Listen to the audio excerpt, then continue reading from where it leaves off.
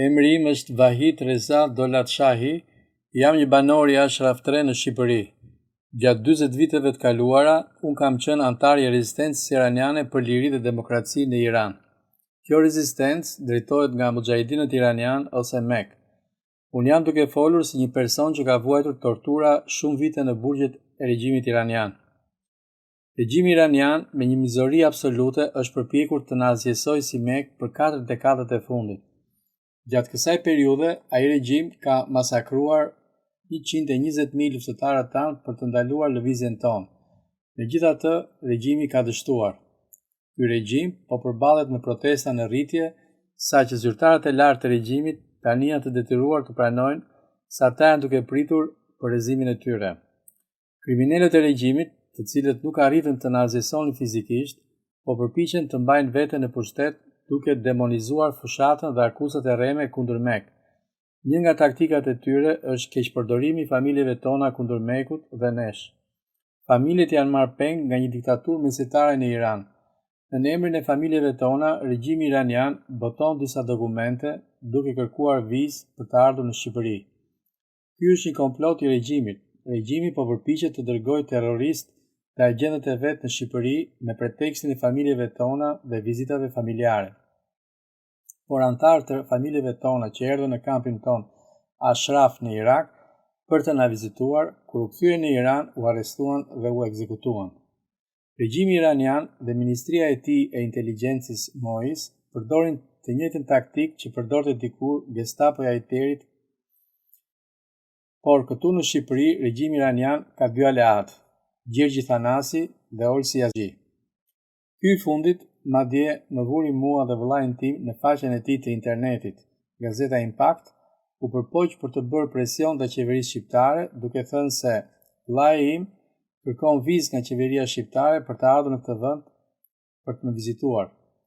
Është më së qartë se familjet tona në Iran janë peng në duart e këtij regjimi. Ky regjim u bëri presion të jashtëzakonshëm atyre për të përsëritur pretendimet e tij. Në mënyrë tallëse, në artikujt e tyre të rrem dhe intervistat me këto viktima në Iran, pyesni nëse janë të lirë të flasin.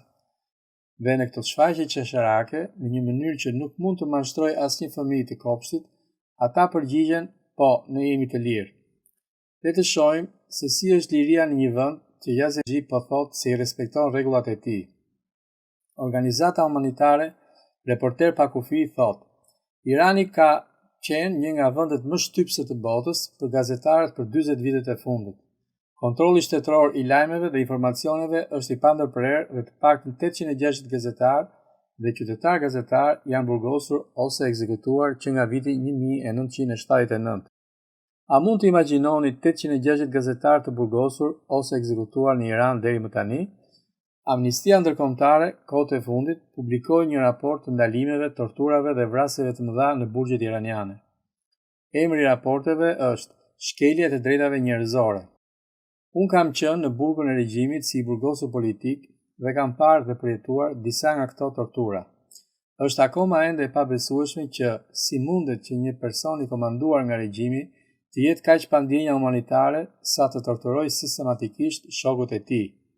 Nga ana tjetër, sa njerëzore është që disa të tjerë justifikojnë dhe mbështesin këto krime.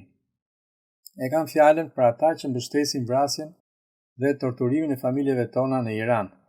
Më 12 shtator, regjimi iranian ekzekutoi Navid Afkari, një kampion kombëtar iranian I mundjes, për pjesëmarrje në protesta antiqeveritare.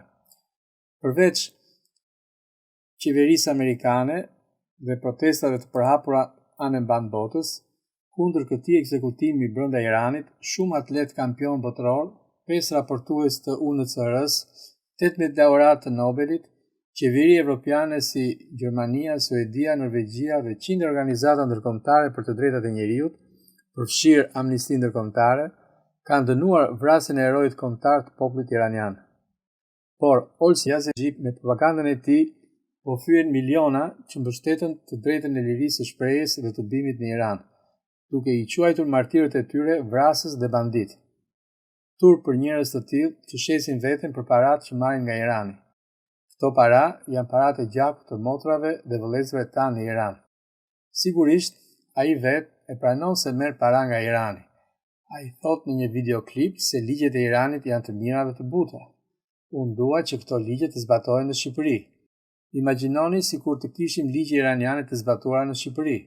Do të ktheheshim në epokën e viteve të errta, sidomos për sa i përket shtypjes së grave, siç ka thënë Amnistia Ndërkombëtare, një kusht i shkeljes së drejtave humanitare. Neni 83 i Kodit Penal të regjimit thotë se një nga dënimet për gratë është goditja e tyre me gur. Disa vjet më parë, filmat që dolën jashtë Iranit tregonin dënimin e grave në Iran, duke i goditur ato me gur. Këto filmat ronditën botën. Në Nenin 104 thuhet se guri i përdorur nuk duhet të jetë aq i madh për të vrarë gruan menjëherë, ose nuk duhet të jetë aq i vogël sa të mos funksionojë. Sipas këtij ligji, një grua duhet të vritet gradualisht dhe me dhimbje dhe vuajtje. Paratë e gjakut të një gruaje janë gjysma e asaj të një burri. Dëshmia e dy grave në gjykat është e barabartë me dëshminë e një burri. Mosha e pubertetit për gratë është 9 vjet hënor, pra rreth 8 vjeç. Për më tepër, në këtë moshë, babai mund ta martojë vajzën që është 9 vjeç. Neni 179 thotë se kushdo që pi alkool do të dënohet me 80 të rëna me kamxhik. Nëse ai e përsëri 3 herë, ai duhet të vritet. Neni parasysh si këto ligje, të cilat propagandohen nga Yazidi si shumë të buta, të zbatoheshin në Shqipëri. Një ligj tjetër thotë: kushdo që zbulohet se përmbështet ose madje siguron ndihmë financiare për mujahedinët ose MEK, dënohet me vdekje sipas Nenit 186, edhe nëse ai nuk ka marrë pjesë në operacionet ushtarake. Dënimi i tij është ekzekutimi sipas Nenit 190 si më poshtë. Vriteni, varreni në tërkëmbësh, në fillim amputimi i dorës së djathtë dhe pastaj këmba e majtë. Kam parë në shkrime të ndryshme që ai i lutet njërit prej antarëve të Mekut që të bëjë një debat publik me të. A ka kuptim të debatojmë me dikë që propagandon politikat demonizimit të regjimit iranian dhe gënjeshtat e këtij regjimi dhe i quan bandit martirët e popullit iranian? Para çdo debati me këtë person, ai duhet të heqë dorë nga mbrojtja e vrasësve kriminal të vëllezërve dhe motrave tona dhe së pari të dënojë krimet e këtij regjimi. Një regjim kriminal që ka vrarë 120.000 iranian, përkatësisht antar të Mekut dhe ka ekzekutuar 30.000 të burgosur në verën e vitit 1988, vetëm për refuzimin që të hiqnin dorë nga Meku.